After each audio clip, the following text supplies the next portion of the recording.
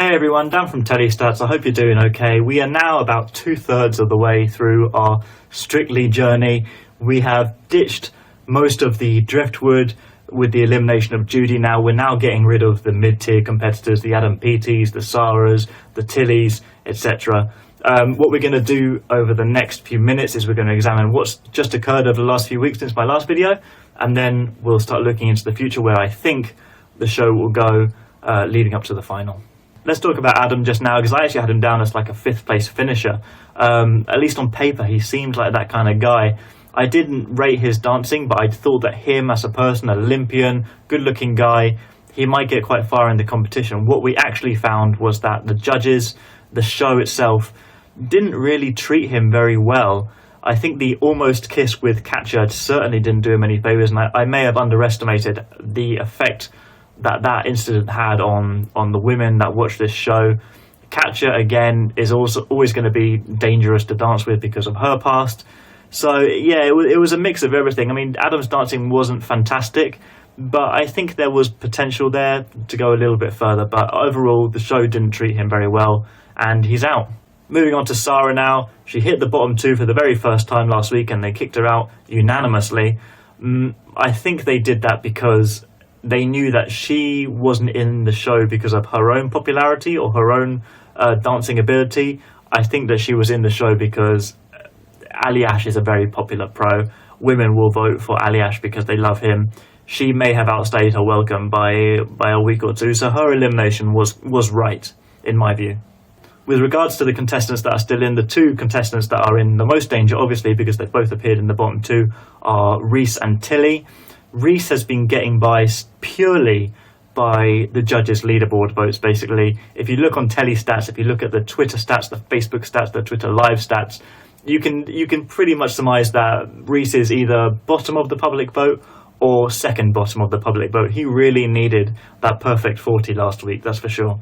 If and when Reese inevitably ends up in the bottom 2, I stand by the idea that he's going to be used as a bottom 2 assassin to kill off his opponent every time. He's definitely a better dancer than Tilly. No, I don't think anyone can question that. And if he appears in the bottom 2 with Tom, I think he would win in that head-to-head as well. So he's still got some work to do before they kick him out. On to Tom now. In my very first Strictly video, I did speculate that maybe the McFly popularity might see him through to a degree. I think that journey is now coming to an end. The limits of that popularity are being reached. Tom is always kind of an afterthought, isn't he, with Strictly Come Dancing? You never, when you're listing out the contestants, he's always the last one you remember. I've heard that from multiple places now, Digital Spy, as well as other places as well. Amy Dowden isn't the most charismatic pro either. Her choreography is just okay, really. So I can see Tom appearing in the bottom 2 either this week or next week.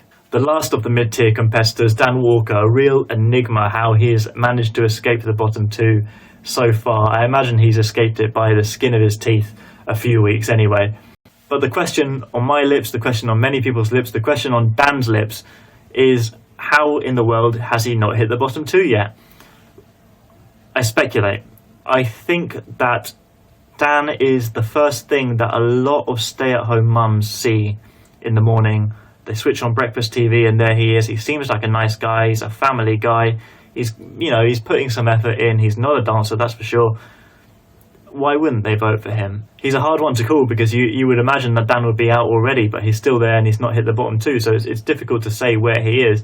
If I had to guess, I would say maybe just above Tom in the public vote. But I reckon that if he has another bad dance, he will be out. I think it really comes down to the judges. I reckon his public vote score, in percentage-wise, is fairly level, and he may be another contestant actually that's being saved just by the judges' scoring. Let's move on to the top 3, the finalists that I've had basically since the beginning. I'm going to talk about John first, and the reason I'm going to talk about John is because I used to have him as a second-place finisher. In my last video, I said that he was on a gradual decline. I think that's still the case. The magic has worn off a little bit, hasn't it? What I think I've noticed is that I spend less time looking at John in John and Johan's dances than I do with other contestants. I'm not sure why that is. Maybe because it's a same-sex partnership and both both men are amazing dancers. Whereas when you look at someone like Dan or you look at someone like Tilly, your eye is more focused on the contestant. I'm not quite sure why that is, and I think that might be a reason why John is losing that spark a little bit, especially in the week 8 samba, for example. The eye was drawn to Johans most of the time. I don't know that as a fact, it's just a feeling. What I do know for a fact, though, is that John is not winning Strictly Come Dancing. There was some concern in the early days, but that is really completely gone now. It is pretty much between AJ and Rose. And speaking of AJ, there was a period last week after that amazing Charleston where I wondered if she could be a threat to Rose for the win. I still think that she's a distant second, but she is on the radar. I wouldn't make it an impossibility for her to win. After last week's Paso, the judges did call on her again. Reese then did a Charleston which scored even higher than AJ's. I do think AJ will probably reprise the Charleston in the final. But it says to me that the narrative still remains with Rose winning the show. And finally on to Rose. She's really been a nightmare to bet on. I'm kind of glad that I got in relatively early. Her odds on the betting markets seem to be ahead of themselves by a few weeks. So, a couple of weeks ago she was 1.4, 1.5 in the market. That's where, in any normal circumstances, I would have her now, where we are at the week 9 stage. But no, she's at 1.25, which is what I would have her in the final. So it's like, I think the markets are just wiser these days. But it's a shame because I was always hoping to get larger prices. I think most of us were, but that just isn't going to happen, is it? With Rose, and I say this as a massive Rose backer since the beginning, I think that she would be quite a poor winner for the show. In terms of technical ability, I think her dances have been flat. They haven't improved, they haven't got worse. The performances, though, have got better and better and better. You look at the silent part that she did last week. You think about the Ice Queen routine that she did. You think about the Titanic routine. It just seemed to get better and better and better. It really wasn't much of a dip. There was occasional dances which weren't as good as others and weren't as memorable, but they were still good enough, right? The point that I'm making here is that Rose has had quite a non-traditional journey in the sense that her dancing has remained flat, but the performances around her that Giovanni has created, that the Strictly team have created, have got better and better, and that's what's propelling her to the final and ultimately, in my view, to the win. The most interesting thing is that I believe in the minds of the women mainly that watch this show, it isn't Rose that's had the journey. Interestingly, I don't know if I remember this ever occurring in any other show. It's actually Giovanni who's had the bigger journey. There's a lot of talk on forums and such about how Rose's innate goodness has changed Giovanni, the Italian playboy, into this wholesome guy. I already thought that, and then I read it yesterday in The Sun, and then I listened to the Strictly on the Sofa podcast, which I highly recommend, by the way. They also said it. So I think there is this stereotypical female fantasy, I guess, of taming the wild man and being that woman that can do that. And people see Rose as having done that for Giovanni. It's interesting in the sense that, like I said, it's actually Giovanni that's had the journey and not Rose. I don't remember anything happening like that in any other show.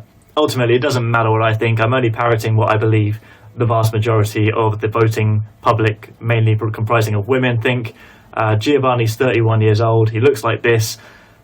Let's face it, nothing's changed. But it is working for him, this narrative, so fair play.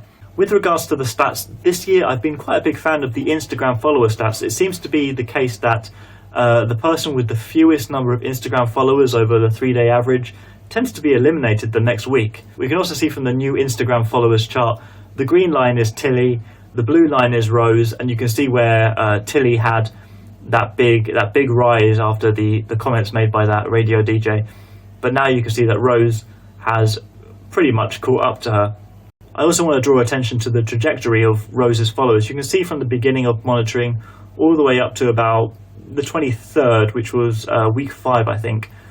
It's a straight line, it's a flatter line, and then from there the increase has actually accelerated. Rose has become more popular as the series has progressed. If you want to see why Dan is surviving most weeks, it's well worth taking a look at the Facebook stats. Now, Facebook is the demographic that is most like the Strictly viewership, basically. In those stats, Dan is not bottom, I'll say. He's always sort of mid-table in there. So that may be the reason why he's surviving. I do want to touch on something now which has been bothering me, not just this series, but last series, and in fact every reality TV show that's occurred in between, well, since the start of the pandemic, really. Let's imagine that just before the semi-finals, one of the 4 contestants catches the coronavirus and isn't able to compete that week. You then have the question of, well, do they get a bye through the semi-final? But even if they do, how do they have enough time to rehearse for 3 dances, that is, for the final? If it's looking like a 2-person final, that would be quite dull. Would Strictly Come Dancing extend to the next week? Well, they can't do that because the next Saturday is Christmas Day. They can't extend another Saturday because that's New Year's Day. So basically, it feels like nobody else can withdraw from Strictly Come Dancing. Otherwise, you are definitely going to end up with a 2-person final. This, for me, raises larger questions about specials betting in general. We've had 2 contestants this year out of 15 contestants catch the coronavirus. That's 13% of contestants. Last year we had Nicola withdraw, not because she caught the coronavirus, but because her pro catcher caught it. And also don't forget that Harvey also caught the coronavirus just before the series began. Most of us are vaccinated. Strictly's also implemented some fairly strict social distancing measures, and people are still catching the coronavirus. Craig Rebel Horwood just caught it as well. This says to me that no one is really safe. Your bet, you cannot have the same confidence in the outcome of your bet like you used to have in previous years of specials betting. Before the pandemic came along, I would have bet the mortgage, if I had a mortgage. I would have bet the mortgage on Bill Bailey to win. I would have bet the imaginary mortgage on Rose to win. But I am unable to because of that ever-present risk of coronavirus. I don't see it ever going away. I don't know how we're gonna deal with this. I think it's something that you're just gonna have to take on in your bets from here on. I think the massive players like me and a few other people that place thousands and thousands of pounds on these things, we're going to have to rethink our strategy a little bit here. With shows like I'm a Celebrity, it's not quite so bad because they are all contained in one place. It's almost like a quarantine among themselves. So those shows can probably continue, but these shows like Strictly Come Dancing, where it's week after week after week, they're doing BTs, they're traveling to the dance studios to rehearse and such. We're at the limits now of the protection that science can give us, and yet we're still catching it. It's not a rare occurrence. The vaccines protect against hospitalizations, not so much against transmission. And transmission, at least for specials betting, is actually what matters. If you're positive, then you're out for a week or you're out completely in some cases. So yeah, that's that. If there are no issues with the coronavirus from now up until the final, Rose wins this at a canter. AJ is kind of like the Harvey of last year. She's sort of a threat, but not really. And then John will be a little bit lower. It feels like a very, very drawn-out coronation. In fact, this year, this Strictly, for me, has been not one of the best, kind of boring. I think the eliminations have been predictable. There hasn't been a shock, for me at least. So yeah, nothing's really changed. Rose is going to win. The question is, should you put your money on Rose to win? The answer is no, and it has been no for a few weeks now. She's been far too short considering where we are in the show. She's at 1.25 now. I mean, how much lower is she going to go to when we get to the final? Like 1.15? I mean, if you are going to back her, you might as well just back her then in the final and save yourself a month's concern that she might catch coronavirus and have to leave. Not that I would want to encourage anyone to place a bet at 1.15 like it's some amazing tip, but I mean, she's going to win, so it's up to you. Anyway, that's all from me. I wish I could talk a little bit more and talk about the twists and turns of this series, but there really hasn't been any. It's kind of gone like clockwork. The Driftwood's gone, the mid-tier are going, and then the top 3, it looks like a done deal, really. If you did enjoy this content, it's all free, it's all done on my own time, so please show some love, please show some support, like, subscribe, comment below, share it. I'd really, really appreciate it. I will see you in about 4 weeks' time for a final update. I don't think it's going to be very substantial. Like I said, I think we all know how it's going to go, but I'll see you then. Cheers.